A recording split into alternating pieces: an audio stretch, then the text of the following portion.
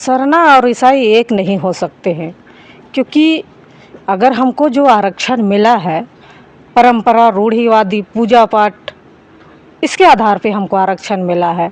लेकिन जो मेरा मेरा पूजा पाठ, रूढ़िवादी को छोड़ के अन्य धर्म में चला गया है, उसको मैं कैसे अपना एक माँ का औलाद मान सकती हूँ। तो पूरा डींग हाँ कर रहे थे कि डिलिस्टिंग, हम लोग डिलिस्टिंग रैली जा रहे हैं, डिलिस्टिंग रैली डिलिस्टिंग के लिए हम लोग जा रहे हैं।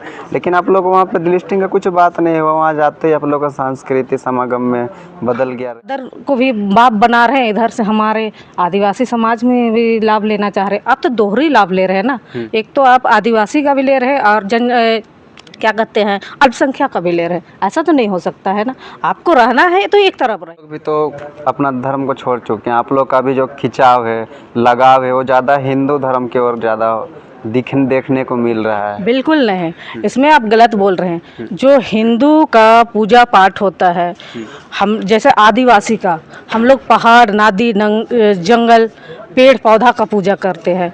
लगभग हमारे सनातन समाज भी यही करता है। बरगद का पूजा करता है, पीपल का पूजा करता है ना। हमारे आंजन धाम में चले जाइए, हमारे आदिवासी समाज के पहान पुजार वहाँ पूजा कर रहे हैं।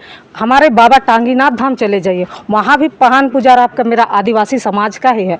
आपका देवड़ी मंदिर चले जाइए, देवड़ी मंदिर में मेरा पहान पुजार मेरा आदिवासी समाज का है। तो मेरा कैसे अलग हो गया? सरना और सनात डुमरी की बात करें तो लगभग आदिवासी खत्म ही हो गए हैं। चैनपुर, डुमरी, जारी में जाइए, आदिवासी देखने के लिए गिने चुने। जनजातीय सुरक्षा मंच इतना बड़ा प्लेटफॉर्म है, तो आप लोग इस पे काम क्यों नहीं करते हैं?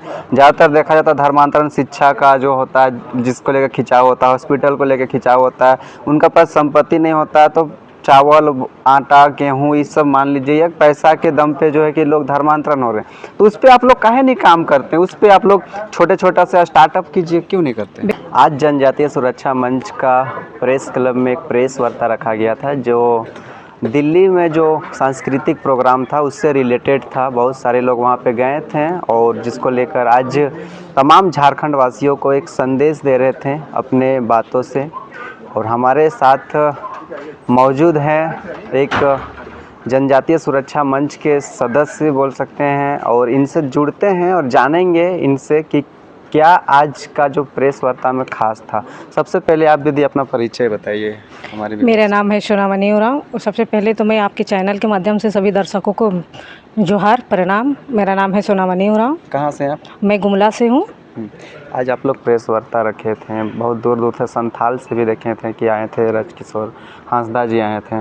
क्या आप लोग का आज संदेश देना था झारखंड वासियों को? हम लोग जो जनजातीय सुरक्षा मंच का जो कार्यक्रम चला दिल्ली में, हमारा सफलतापूर्वक कार्यक्रम था। जहाँ से भी आए थे हम लोग को बहुत अच्छा तरीक़ा से गए और आए। जो हम लोग मुद्दा को लेके गए थे दिल्ली, हमारा मुद्दा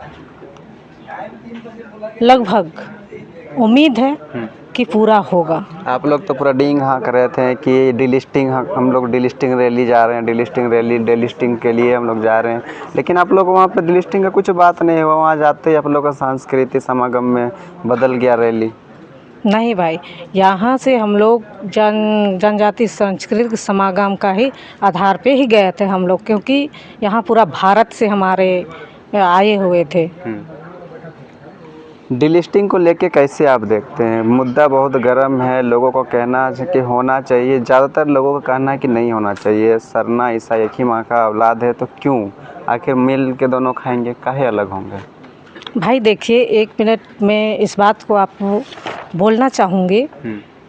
सरना और ईसाई एक नहीं हो सकते हैं, क्योंकि अगर हमको जो आरक्षण मिला है परंपरा, रूढ़िवादी, पूजा पाठ, इसके आधार पे हमको आरक्षण मिला है। लेकिन जो मेरा मेरा पूजा पाठ, रूढ़िवादी को छोड़ के अन्य धर्म में चला गया है, उसको मैं कैसे अपना एक माँ का औलाद मान सकती हूँ? सपोज कीजिए कि कोई एक बाप है या कोई एक माँ है, ठीक है, उसका 2 बेटे हैं, उसमें से एक सरना में ही रह जाता है, कोई एक ईसाई में चल जाता है, तो बात वही हुआ ना, एक ही माँ का एक ही बाप का ना हुआ, कोई अलग थोड़ी हुआ। अलग नहीं हुआ, लेकिन अब जिस आधार पे हमको आरक्षण मिला है उस आधार पे तो आप छोड़ के जा रहे हैं। अगर कोई 2 माँ का औलाद होता है, दो बाप का, एक माँ होती है 2 बाप होते हैं, तो क्या उसको अलग अलग नहीं माना जाएगा? हाँ, बिल्कुल माना जाएगा। तो हम उसको कैसे मान लें? आप एक बार सिस्टर फादर को भी बाप बना रहे हैं, इधर से हमारे आदिवासी समाज में भी लाभ लेना चाह रहे हैं। आप तो दोहरी लाभ ले रहे हैं ना, एक तो आप आदिवासी का भी ले रहे हैं और क्या कहते हैं अल्पसंख्यक का भी ले रहे हैं। ऐसा तो नहीं हो सकता है ना। आपको रहना है तो एक तरफ रहिए। हाँ, अगर आदिवासी समाज में अभी जो भटक गया है, आदिवासी समाज को छोड़ के चले गए हैं, उसके लिए दरवाज़ा खुला है, आप वापसी आ सकते हैं, वेलकम है हमारे पास। तो आप लोग भी तो अपना धर्म को छोड़ चुके हैं, आप लोग का भी जो खिंचाव है, लगाव है, वो ज़्यादा हिंदू धर्म की ओर ज़्यादा देखने को मिल रहा है। बिल्कुल नहीं, इसमें आप गलत बोल रहे हैं। जो हिंदू का पूजा पाठ होता है, हम जैसे आदिवासी का, हम लोग पहाड़, नदी, जंगल, पेड़ पौधा का पूजा करते हैं। लगभग हमारे सनातन समाज भी यही करता है। बरगद का पूजा करता है, पीपल का पूजा करता है ना। हमारे आंजन धाम में चले जाइए, हमारे आदिवासी समाज के पहान पुजार वहाँ पूजा कर रहे हैं। हमारे बाबा टांगीनाथ धाम चले जाइए, वहाँ भी पहान पुजार आपका मेरा आदिवासी समाज का ही है। आपका देवड़ी मंदिर चले जाइए, देवड़ी मंदिर में मेरा पहान पुजार मेरा आदिवासी समाज का है। तो मेरा कैसे अलग हो गया सरना और सनातन?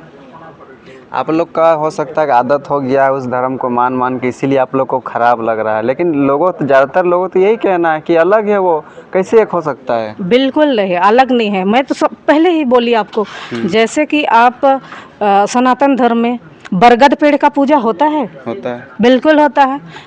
पीपल पेड़ का पूजा होता है, बिल्कुल होता है। क्योंकि हम लोग भी उसी का पूजा करते हैं। पेड़ पौधा, नदी, चांद सूरज हम लोग का आदिवासी समाज भी करता है, और हमारे सनातन समाज का भी मिलता जुलता पूजा पाठ है। अच्छा, आपसे क्वेश्चन रहेगा, आप गुमला से आते हैं, उधर बहुत देहात क्षेत्र है, रूरल क्षेत्र है, वहाँ पे कितने % जो है कि वो धर्मांतरण हो चुके होंगे? आप चैनपुर डुमरी की बात करें तो लगभग आदिवासी ख़त्म ही हो गए हैं। चैनपुर डुमरी जारी में जाइए, आदिवासी देखने के लिए गिने चुने आपको मिलेंगे। आखिर इस जो धर्मांतरण हो रहे हैं, लोग परिवर्तन कर रहे हैं धर्म को, इसका वजह क्या, मुख्य वजह क्या, क्यों कर रहा है? देखिए, इसमें प्रलोभन भी दिया जाता है, क्योंकि ये लोग जगह जगह जिसके घर में बीमारी, छोटी छोटी बीमारी होती है, उनको देखते हैं, या तो कोई गरीबी से जूझ रहा है उसको देखते हैं ये लोग, और धीरे धीरे उनके घर में प्रवेश करते हैं। ये लोग चंगाई सभा के माध्यम से बुलाते हैं। मैं एक बात कहना चाहती हूँ, अगर ये लोग चंगाई सभा से ठीक करते हैं लोगों को, तो इतना बड़ा बड़ा हॉस्पिटल खोलने की क्या ज़रूरत है? हाँ, अगर देखा जाए तो हमको लगता है सबसे बड़ा हॉस्पिटल ईसाइयों का ही खुला हुआ है। इस बात को तो आप भी मानते होंगे। दीदी, आप लोग जनजातीय सुरक्षा मंच, इतना बड़ा प्लेटफॉर्म है, तो आप लोग इस पे काम क्यों नहीं करते हैं? ज़्यादातर देखा जाता है धर्मांतरण शिक्षा का जो होता है, जिसको लेकर खिंचाव होता है, हॉस्पिटल को लेकर खिंचाव होता है, उनका पास संपत्ति नहीं होता है, तो चावल, आटा, गेहूँ, इस सब मान लीजिए पैसा के दम पे जो है कि लोग धर्मांतरण हो रहे हैं, तो उस पर आप लोग काहे नहीं काम करते हैं? उस पर आप लोग छोटा सा स्टार्टअप कीजिए, क्यों नहीं करते? बिल्कुल हो रहा है, हम लोग का छोटा स्कूलें चल रही है, लेकिन ईसाइयों का, क्योंकि विदेशी धर्म है, विदेश से वो लोग का फंडिंग होता है, इसलिए वो लोग ज़्यादा अपना दिखा रहे हैं कि वो लोग के पास पैसा है, शिक्षा है। जितना भी आप कॉन्वेंट वगैरह देख लीजिए, बाहर से ही वो लोग का संचालित होता है। सही बात है। तो आखिर ये सारा कुछ आपको, जो आप लोग तामझाम जो अभी किए हैं या फिर कर रहे हैं, क्या लगता है कि डिलिस्टिंग होगा? आपको लग रहा है? क्योंकि संविधान में तो कहीं इस चीज़ को जिक्र नहीं किया गया है कि जो धर्म को बदल रहा है उसका डिलिस्टिंग हो जाएगा या उसका आरक्षण खत्म हो जाएगा। भाई देखिए, बिल्कुल होना चाहिए, क्योंकि संशोधन होना चाहिए। जैसे अनुसूचित जाति के लिए 331 अनुच्छेद किया गया है, उसी तरह अनुसूचित जनजाति के लिए भी प्रावधान होना चाहिए। प्रावधान होना चाहिए ना। तो आपका कहना है कि डिलिस्टिंग होना चाहिए। बिल्कुल होना चाहिए।